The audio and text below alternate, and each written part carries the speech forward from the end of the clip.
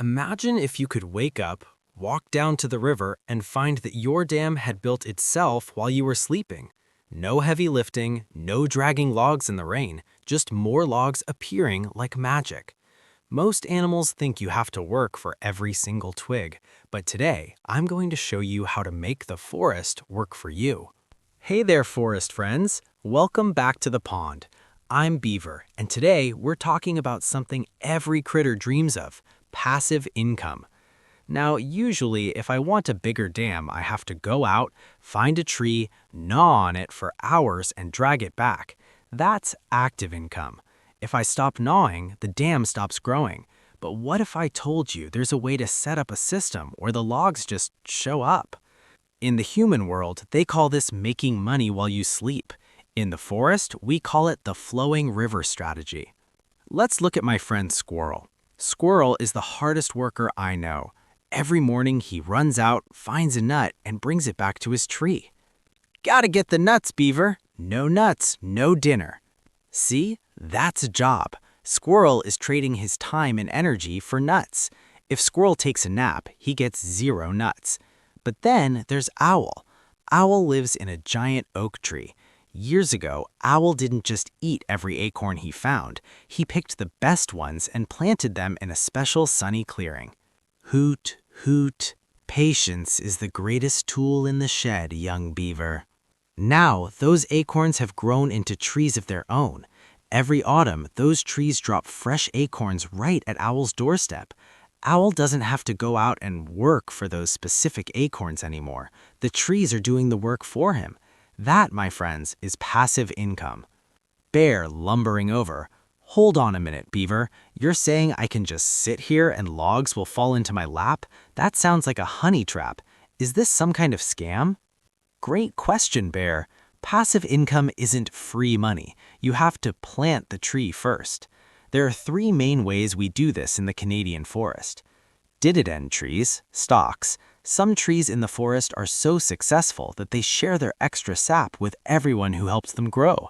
When you own a piece of a big company, a tree, they pay you a little bit of sap, money, every few months just for holding on to them. The rental burrow, real estate.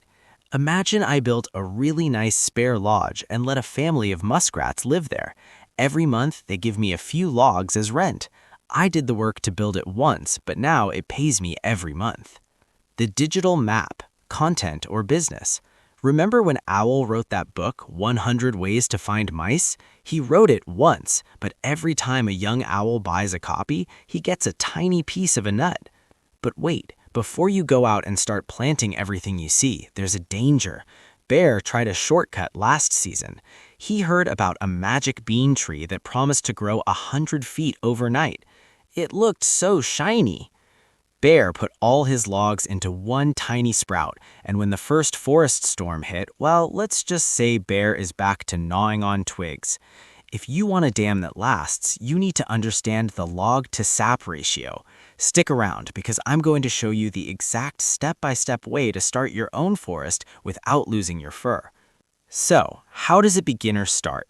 Step 1. Save your twigs. You can't plant a tree if you eat all your acorns. In Canada, we use a special bucket called a TFSA, tax-free savings account. It's like a magical greenhouse where the government can't take a bite out of your growing trees. Step 2. Buy the whole forest. Index funds. Instead of trying to guess which single tree will grow the tallest, Owl suggests buying a bundle of seeds that represents the whole forest. If one tree falls, the rest of the forest keeps growing. Step 3. Reinvest the sap. This is the secret. When your trees give you sap, don't eat it yet. Use that sap to buy more seeds. This is called compounding. Small seeds planted consistently create an unstoppable canopy. The lesson today is simple. Stop working for logs and start making your logs work for you. Passive income isn't about being lazy. It's about being efficient. Squirrel works for now. Beaver builds for the future. We talked about active versus passive, moving from trading time to owning assets. The 3 pillars: dividends, rental burrows, and intellectual property. The greenhouse, using your TFSA or RISP to protect your growth. Building a financial dam takes time, but the best time to plant a tree was 20 years ago. The second best time is today. If you want to learn how to pick the best dividend trees or how to set up your TFSA greenhouse, hit that subscribe button and join our forest community. We're building the strongest dams in Canada, one log at a time. Click the bell so you don't miss our next story about the great market storm. See you at the pond. Subscribe to Beaver Invests to grow your financial forest and build strong dams.